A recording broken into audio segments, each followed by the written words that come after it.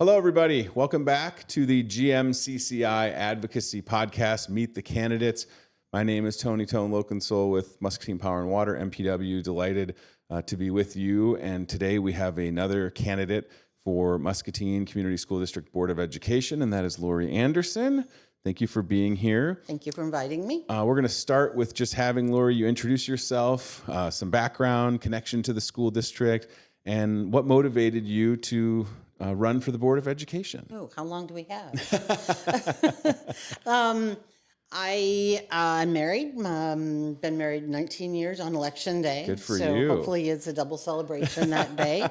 I have 3 kids who all went through the Muscatine School District. My 3 kids, 2 of them were honor students, and my third one was a special needs child. He happens to have Asperger's. I've currently got 6 grandkids. 4 of those are currently in the school district, and I have 1 great-grandson who will join the school district next year. That's great. I work at Muscatine Power and Water. I've been there 23 years all total. I took a break in there a little bit, but I am an accountant, very familiar with governmental funds and accounting, and I'm running for school board because I care. I did work, as I said, I had a break in there from Power and Water. I spent 3 years working as a substitute teacher in the school district, and I worked in every building in the school district except the Early Learning Center. Wow. Met lots of people, students, teachers, administrators, and I would hear different problems or issues or questions. I did a long-term sub at the junior high, 8 weeks, and that coincided with parent-teacher conferences. So I got to meet several parents and have the one-on-one conversations and stuff that way. And every time I would hear a problem or I'd meet a child that was struggling, or the home life wasn't maybe quite as good as it could be, or just all the students, that stayed my heart. And problems or issues, I just wanted to be there to help them find an answer. And so that kind of stuck in my head, and it's been rolling around for a while, and it finally landed. So I think it's time to maybe do something about it a little bit from the inside.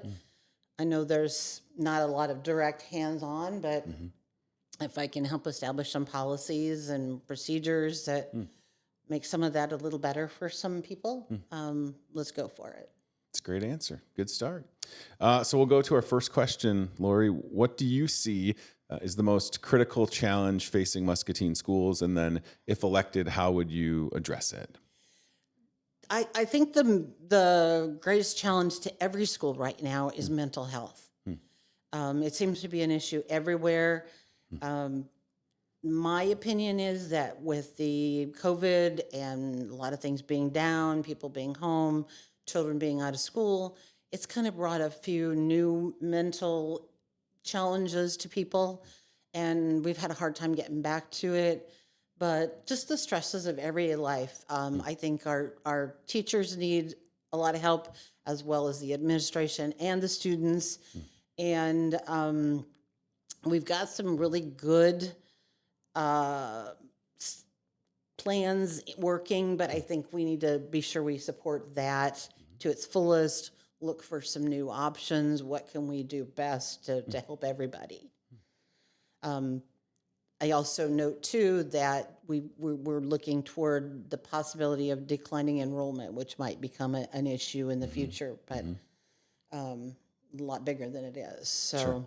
But mental health is at the top of the list. Yeah, that's a good answer. How will you ensure, Lori, that all students, regardless of background, have access to quality education? And you shared some of that during that time you spent subbing throughout the district, but let's go a little deeper on that, if you would. Well, as I said, working together with my fellow board members, I see us as a team, and I'm one that likes to ask questions. I like to understand the problem thoroughly before I jump to a conclusion. But if some administration or a parent, or sometimes, I learned that you can learn from students just as much as you can teach them. And if there's an opportunity out there to pick up on maybe something new that we haven't, or something that can help one person, which might help many people, I like to keep my ears open and bring that to the table. And hopefully, as a board, we can work together to keep that going. Good. What is your approach to supporting teachers and staff in the district? You have an interesting perspective, having kind of been on that side. But when you think about that, how would that translate to Lori Andersen, potential school board member? Well, probably not as directly as I'd like.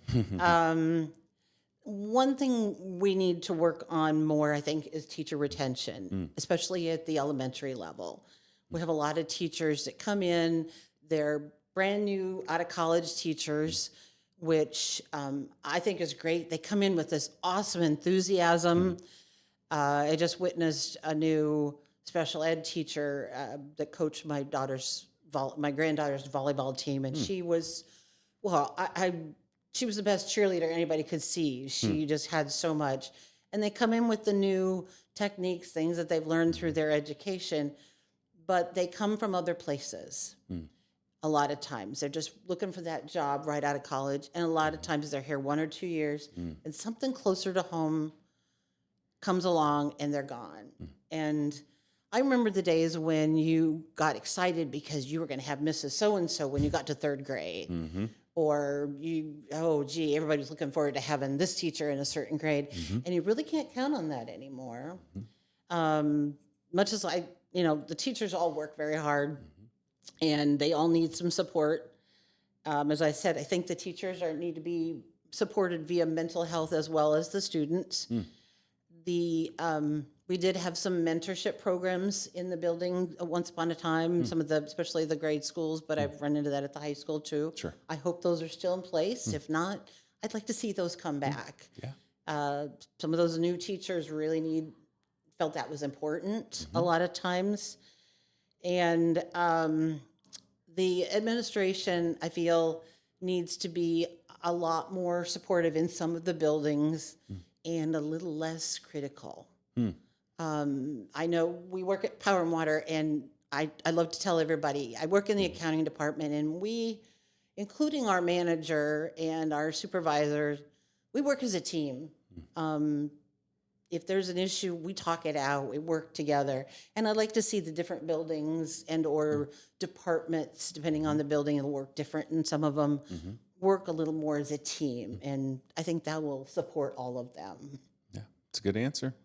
Question number 4 already, if you can believe it. How would you promote transparency and community engagement in school board decisions? Well, I think that we already have a pretty good system. We just need to kind of give it a push and keep pushing. There's, the board minutes and the agendas are out there. They're on the internet. The meetings are televised for people to watch. And a lot of the each school in the district has its own webpage on Facebook. And they have announcements and show what's going on in their building. And then I know one of the things that, and I will put a shout out to Amber at Grant. We have the PTAs, and some of those I think can maybe reach out a little further or maybe do some more activities. But they bring, I think, feel that they bring some of the parents in a little more. And I think parents are a very important part of schools and the school district. And I think if the parents come in to something a little more informal, like the PTA events, and they get a little more comfortable, maybe that'll bring them in for other things. And so I think we could do that. And then considering our large Hispanic population in Muscatine, we always have to be a little more aware of what language does mom and dad speak. Are they comfortable with English, or could we bring them in just because we've got a Spanish translation? Yeah. That's a good thought. I just want to remind folks you're watching the GMCCI Advocacy Podcast, Meet the Candidates, with Lori Andersen seeking Muscatine Community School District Board of Education. Election Day is November 4th, also Lori's anniversary, which is amazing. Happy early anniversary. What a day.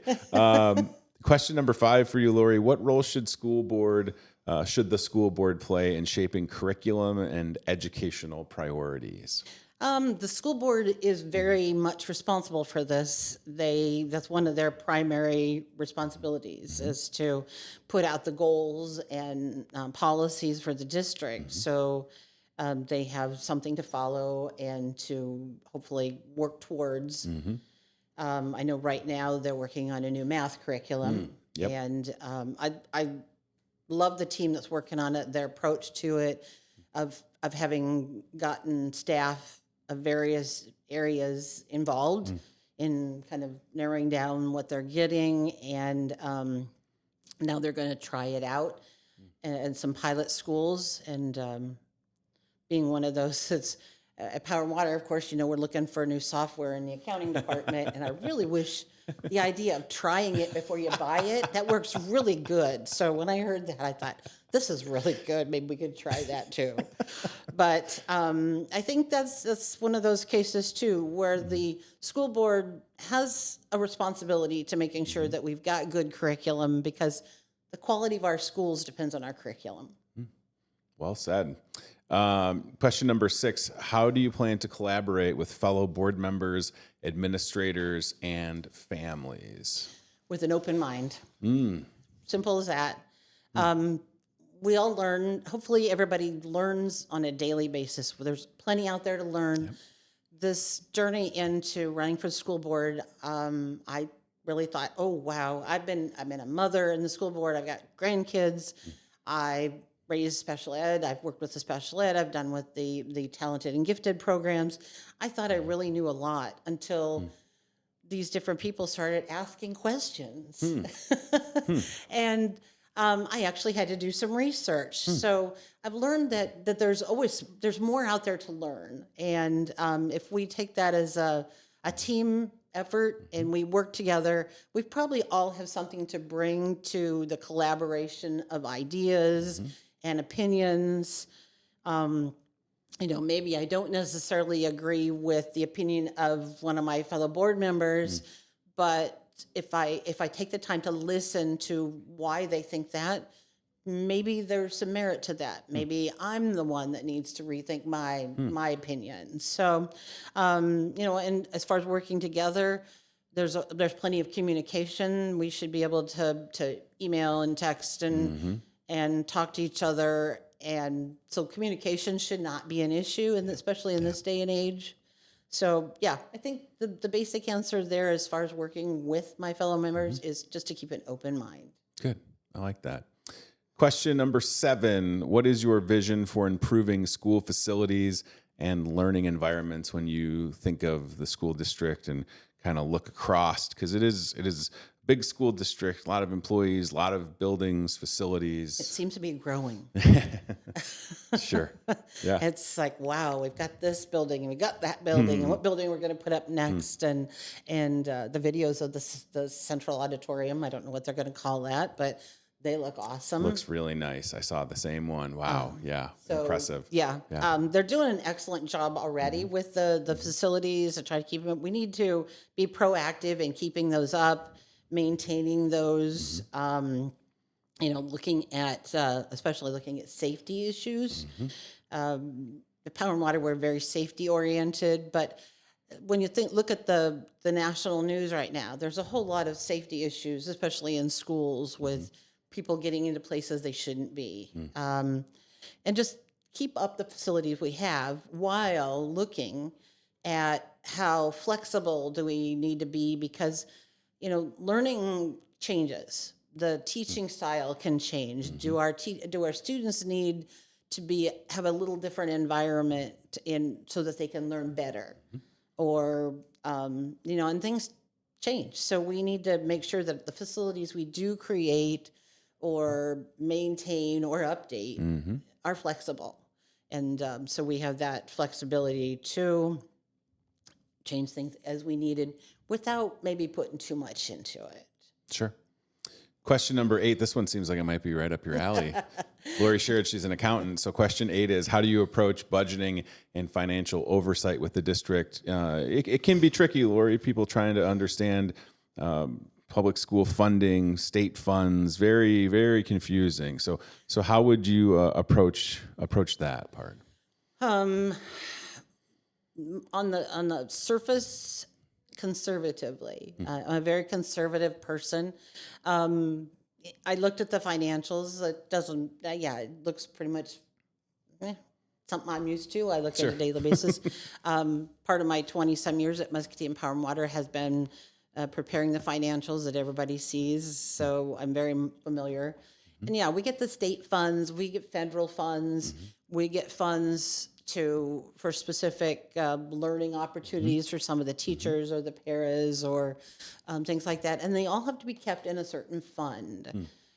Somewhere I heard somebody say, give an example of maybe a citizen wants to know, well, gee, we can afford to build these big buildings. Why can't we afford to give the teachers a raise? Unfortunately, that's where it gets confusing for the average person because we get the money for certain purposes and it's earmarked specifically for that purpose. So if we get money that's for infrastructure, updates, and additions, we kind of got to use it for that. Much as we might love to give it to the teachers or give raises, it's not going to be quite that simple. But we get that's kind of where you kind of lean a little more on your legislators and say, hey, the school district needs a little bit more money. But that's where the funds get there. I say governmental funds is what I'm used to because it's like different buckets and you just have to use that bucket for whatever it's specified for.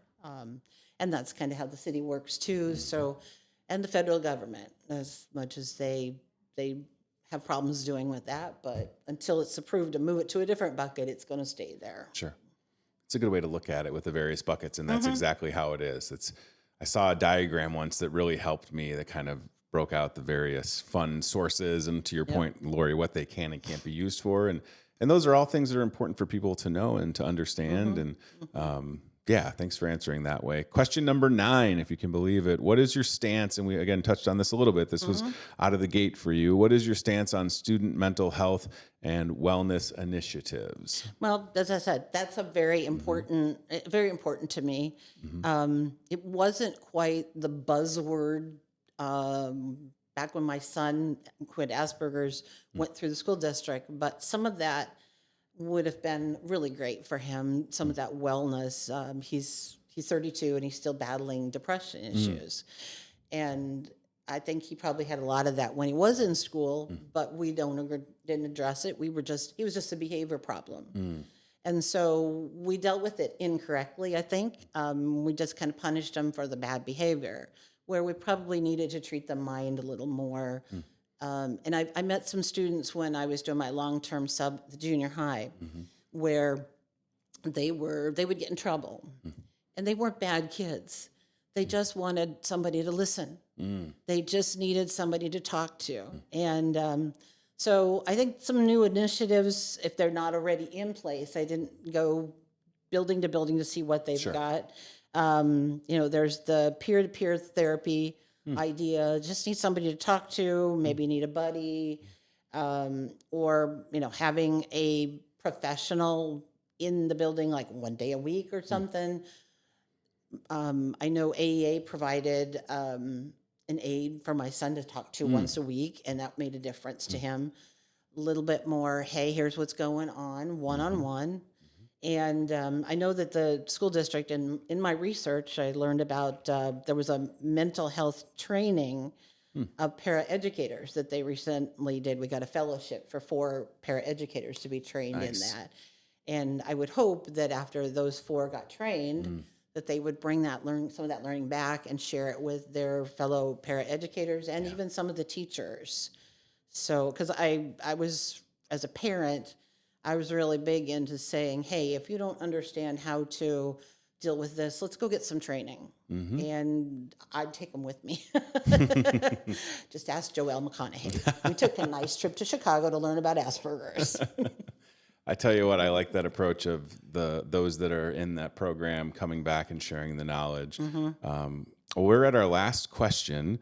And that is, how would you, Lori, evaluate the effectiveness of your service on the board if so elected, again, Election Day, November 4th coming up? And then again, 4 years from now. That's right. I looked at it more as, let's say, how will I evaluate my service? And so it was an internal reflection of self-evaluation. Was I prepared for the meetings? Did I do my research? Did I, understand the question? Because I really like to understand things. Did I keep an open mind? Was I open-minded enough, or did I just kind of shut people off? Maybe I got lazy and just said, no, I don't believe that. I'm not going to agree. And was I able to contribute to anything? Did I really make a difference somewhere? If I didn't really, and I'm not effective, maybe then I need to not be there, and the next person needs to step in and be the effective person that I wasn't. But I don't go into much without giving it everything I've got. So I really hope everybody will give me a chance to do that. Well, listen, it's been great. So Lori and I work together, but when you work at a place, you sometimes just see people in the hallway, and that's kind of Lori and I. Like, not that our departments don't intermingle, but I wish I saw her more. But I was really happy when the mayor asked if I would do these conversations and then getting to chat with everybody, yourself included. And I've said this earlier, and I'll say it again. I think for those who are in office, seeking office, school board, council, it takes a lot to put yourself out there. So I appreciate the fact that you're here, that you decided to try, that you answered all of the questions. And the goal with this whole thing is to just educate those watching so that when November 4th or beforehand, because you can start voting now, you feel like an informed person at the polls. So I really thank you for running and for the time being here. Thank you. All right. So friends, listen, we'll be back. We've got more GMCCI advocacy podcasts, the plural version. Meet the candidates. My name is Tony Tone Loconsole with Muscatine Power and Water, MPW TV. Our conversation with Lori Andersen for Muscatine Community School District Board of Education will air on MPW TV, channels 5 and 9, YouTube, social media, all of the places. So thank you again for watching. Have a good rest of your day or night, depending upon when you're seeing this. And don't forget, vote, vote, vote, whether it's before the election or just remember Election Day is November 4th. Thank you again. Appreciate it. Thanks for watching, everybody. We'll see you soon. Bye.